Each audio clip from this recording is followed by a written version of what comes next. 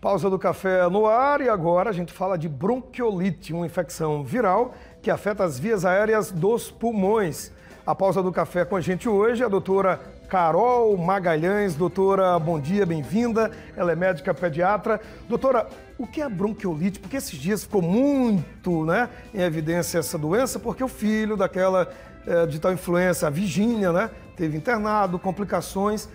Que público ela atinge? Que doença é essa? Que problema é esse? Bom dia. Bom dia, Douglas. Bom dia, telespectador. A bronquiolite, Douglas, ela é uma infecção do trato respiratório.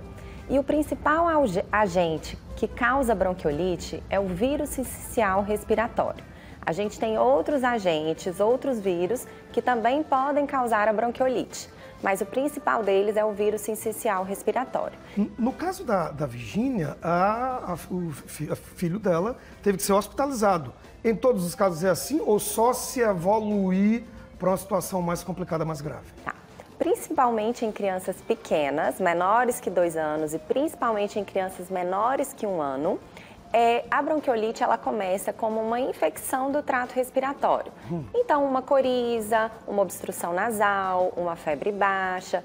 Geralmente, do 3º ao 5º dia do início do sintoma, é que começam os sintomas de gravidade. Então, a criança pode apresentar um desconforto respiratório, então os pais podem notar um esforço respiratório. O narizinho, ele abre e fecha durante a respiração.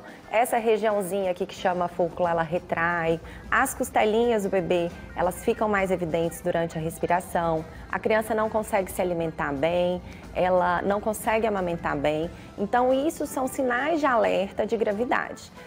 Crianças podem evoluir, a grande maioria, ela não evolui com complicação.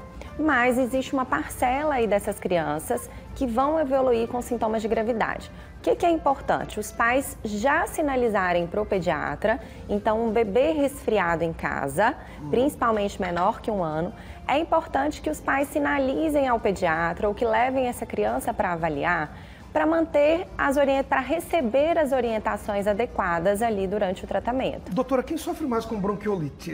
São só as crianças ou ela pode atingir também adultos e outros públicos? Sim, grupos de risco, Douglas, são crianças pequenas, prematuros, cardiopatas, que tenham alguma doença pulmonar crônica, síndrome de Down, idosos também, têm chance de complicação.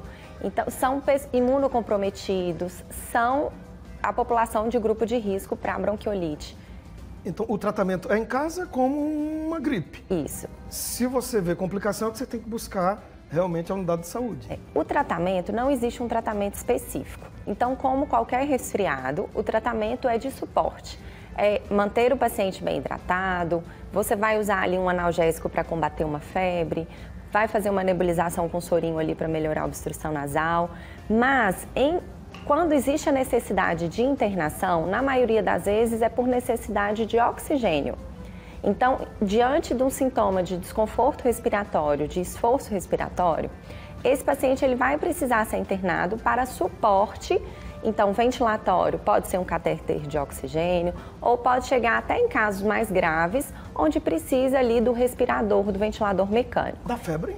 No começo, sim, como qualquer quadrozinho gripal, pode apresentar uma febre baixa. A senhora falou de 2 extremos, A gente falou das crianças pequenas, abaixo de 2 anos, e também de idosos, Quando o cuidador deve perceber, ou o filho, que está lá com o seu pai, sua mãe, vovó, de idade, dizer, opa, isso não é só uma gripe, isso pode ser um problema diferente. Também esses sintomas são iguais os das criancinhas?